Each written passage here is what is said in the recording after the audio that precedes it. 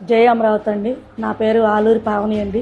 పంటలు పండే భూమి అయినా కూడా మన రైతులను అడిగితే ఎందుకు ఇచ్చారంటేనండి, రైతులు మరి రాజధాని లేదు రాష్ట్రానికి, మరి ఒకటి ఏర్పరచుకోవాలి. మనం నడి రోడ్డు మీద ఉన్నాము, మరి మనం ఇకపోతే మరి అది ఎలా ఎలా బ్రతకాలి? భావితరాల భవిష్యత్తుకి రాజధాని లేకుండా అయిపోయింది. మరి బాబు గారు చూస్తేనే విజనరీ ఉన్న లీడరు, అలాంటి ఆయన అయితేనే కట్టగలడు అని నమ్మకం మీద రైతులు ఒక్క మాట ఒక్క పిలుపుతో 29,000 మంది రైతులు ఇవ్వడానికి ముందుకు వచ్చారండి. 34,000 ఎకరాలు. ఆయన అభివృద్ధి చూసాం ఆల్రెడీ. హైదరాబాద్లో ఐటీ కానీ ఏది చూసినా కూడా ఆయన రాళ్ల కుప్పలను కూడా బంగారుమయం చేశాడండి. ఇంక ఈ భూములు తీసుకున్నాక మొట్టమొదటి మోదీ గారు వచ్చారండి శంకుస్థాపన చేయడం. ఆయన అంగరంగ వైభవంగా పండగలాగా జరిగిందండి. వేల మంది లక్షల మంది వచ్చారండి ఆ శంకుస్థాపనకి. రైతులందరిని కూడా ఆహ్వానించి పట్టుబట్టలు పెట్టి మరీ మాకు ఆహ్వానించారు. మేమందరం వెళ్ళాము. ఇక ప్రభుత్వం మారింది. 19లో టీడీపీ ప్రభుత్వం పోయి వైసీపీ ప్రభుత్వం అధికారంలోకి వచ్చిందండి.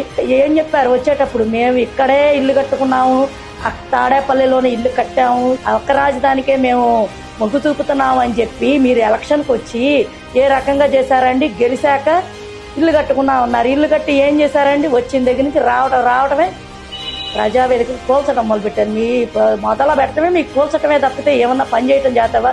సరే ఏం జరిగిద్దా అని చూస్తా ఉంటే వేశారు అసెంబ్లీలో రెండో బాంబు. ఏంటి?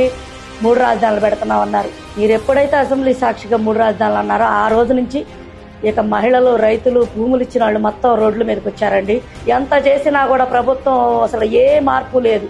మళ్ళీ మేము కనకదుర్గ గుడికి వెళ్ళి దేవుడే దిక్కని అమ్మవారికి మొక్కుందామని కనకదుర్గ గుడికి బయలుదేరితే పుల్లూరు దాటంగానే పెట్రోల్ బంక్ దగ్గర వాళ్ళు ఇష్టం వచ్చినట్టు పోలీసులను పెట్టి ఇష్టం వచ్చినట్టు కొట్టి రక్తాలు కారుతున్నా కూడా దయతాల్సలేదండి. ఇక ఆ రోజు నుంచి ఇక నిరసనలు 5 సంవత్సరాలు రోడ్ల మీద కూర్చోవడం మొదలు పెట్టామండి. మేము పలానా పార్టీకి ఏమని కూడా చెప్పలేదండి. మా నాయకుడు అయితే మంచి పని చేస్తారో, నాకు మంచి పని చేసే వాళ్ళని ఎన్నుకోండి అని ప్రతి ఒక్కళ్ళు చెప్పామండి. వాళ్ళ భావాలు వాళ్ళు చెప్పారు మాకు వెళ్ళిన చోటల్లా.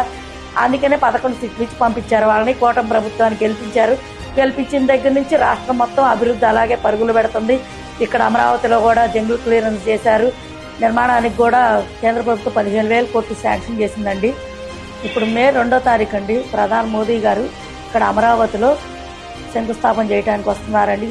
మేము ఎంతో ఆనందంగా ఉన్నామండి. మళ్ళీ ఆయన వచ్చి ఈ ప్రాంతంలో ఇలా మొదలు పెట్టడం, ఈ పనులన్నీ మొదలైతే ఇప్పుడు ఎన్నాళ్ళు బూడిద శ్మశానం అని ఏ రకంగా పాడు చేసి పెట్టారు, అలాంటి బూడిద నుంచి కూడా ఈ రోజు బంగారు భవిష్యత్తుకి తీసుకెళ్లబోతున్నారు. కూటమి ప్రభుత్వం ద్వారా ఈ అమరావతి అభివృద్ధి రాష్ట్ర ప్రజలందరికీ అందాలని కూడా మేము కోరుకుంటున్నాం.